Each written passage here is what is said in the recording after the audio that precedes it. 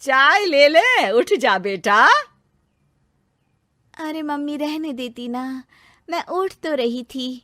अरे कोई बात नहीं, खाने में क्या बनाना है वो बता दे। देख लो माँ, कुछ भी जो ये कहे बना लेते हैं। बेटा मैंने तो जो सब्जी थी वो काट दी है, तू बस रोटियां बना लेना। ये हर रोज सुबह का सीन था ममता के ससुराल का। एक दिन पड़ोसन कहती है, अरे बहन जी, सारा दिन काम करती रहती हो, थकती नहीं क्या आप? बहू क्या करती रहती है सारा दिन?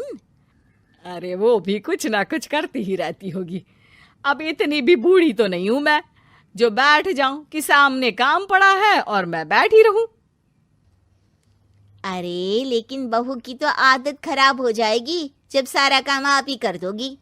अरे ठीक है ना, कम उम्र में हमारी भी शादी हुई थी। अब आजकल के पढ़ने लिखने वाले बच्चों को सारी जिम्मेदारी लेने में भी तो वक्त लगता है। बहू है तो क्या हुआ, मेरी बेटी की उम्र की ही है ना। एक उसे भी देख लो, चाय बनाने के सिवा आता ही क्या है। ममता से सारी बात करती है। हाँ मम्मी जी ही ज्यादा काम करती हैं, इसमें कोई दो राय नहीं है। लेकिन मैं भी क्या करूं, ऑफिस और घर के बीच जो वक्त मिलता है उसी में काम कर लेते हैं, है ना। दिन बीत रहे थे। सास बहू के बीच की बॉन्डिंग अच्छी थी, लेकिन जब बहू माँ बनती है तो जो थोड़ा बहुत काम किया करती थी वो भी छोड़ देती है। बहू ये ले, तेरे लिए बनाया है, इसको खाने से बच्चा और तू दोनों स्वस्थ रहेंगे। ठीक है माँ जी। माँ जी, वो बच्चे के लिए गद्दे जो सूख रहे हैं ना छत पर, जरा ले आइए ना। तभी वहां पति आ जाता है। अरे माँ रुको, मैं ले आता हूँ, तुम मेरा खाना लगा दो। माँ किचन में चली जाती है। पता है, बगल वाली डॉली है ना, वो लोग हमारी साइड के हैं। उसकी सास ने तो उसकी हड्डियों को मजबूत करने वाले लड्डू बनाए हैं। उसे भी बच्चा हुआ है ना। पता नहीं मम्मी जी क्या पानी सा उबाल कर दे देती है, मैं तो बस वही खा लेती हूँ। अरे तो तुम्हारे साइड बनता है तो तुम अपनी माँ से बोल दो, वो बना देंगी। आहा, माँ की तबीयत ठीक नहीं रहती, तुम जानती हो ना, कैसे बनाएंगी वो? अरे क्या हो गया सासू माँ को? कल तक तो फेसबुक में किटी की फोटो डाल रही थी। अच्छा अच्छा चुप रहिए। डॉली की सास ने मनाया है, तुम लोगों का भी तो फर्ज बनता है। तभी वहां सास आ जाती है। ये ले बहू गर्म पानी की बोतल, गर्म पानी पीने से पेट अंदर हो जाएगा। नहीं नहीं माँ जी, गर्म पानी पीने से प्यास नहीं बुझती। अरे पी लेना बेटा। वो बगल वाली डॉली को तो जानती है ना, जो तुम लोगों के साइड की है। तेरे साथ ही उसका भी बच्चा हुआ था।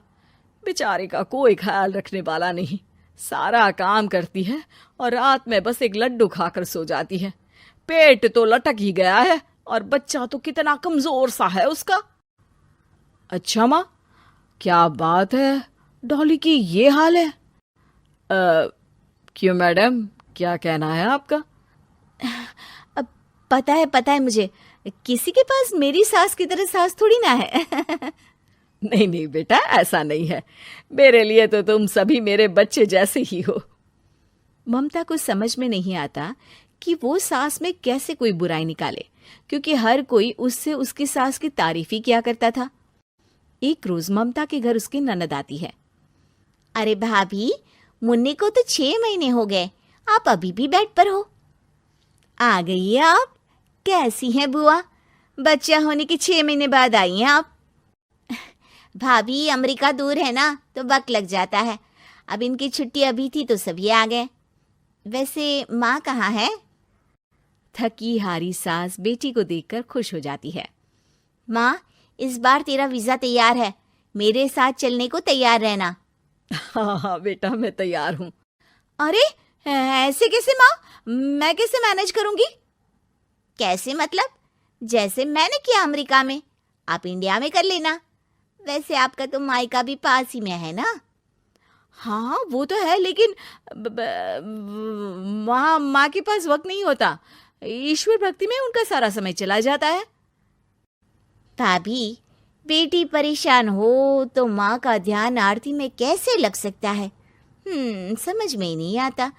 वैसे भी अब माँ को मैं अपने साथ ले जा रही हूँ। माँ को विदेश घूमने का शौक है ना। ममता मन मारकर चुप हो जाती है, लेकिन मन ही मन सोचती है कि वो कैसे सारा काम मैनेज करेगी। पति का खाना, नाश्ता, मुन्ने को नहलाना धुलाना, फिर रात भर इसके लिए दूध तैयार करना। माँ तो सारा काम करती थी।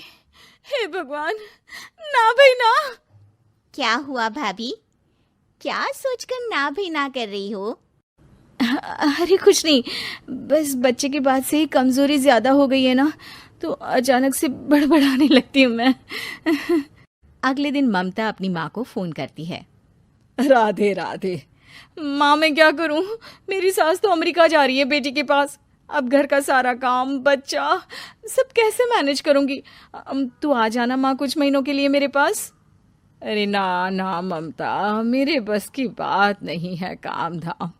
अरे तू तो जानती है ना, मैंने तो तेरे भाई की शादी भी गरीब गांव की लड़की से इसीलिए ही की थी कि वो चुपचाप घर का सारा काम करे। वैसे भी अब तो आदत भी नहीं रही मेरी काम करने की। ममता को माँ पर बहुत गुस्सा आता है। ठीक है माँ, देख लूंगी मैं, लेकिन मेरी मुसीबत के वक्त आप मेरा साथ नहीं दे रही है, अब भूल जाना मुझे। ममता गुस्से में आकर फोन रख देती है और रोने लगती है, लेकिन बेचारी करे भी तो क्या। अब सास और ननद दोनों घर का काम करते। नेहा आराम करती, लेकिन अब आराम में भी उसे चिंता रहती। और फिर वो दिन भी आ जाता है जब ननद का जाने का वक्त आ जाता है। भाभी मैं जा रही हूँ, अपना और मुन्ने का ख्याल रखना। ममता सास को देखती है और गले लगकर रोने लगती है। माँ जल्दी आ जाना। सास मुस्कुराकर कहती है, कहाँ से ममता, मैं कहीं नहीं जा रही।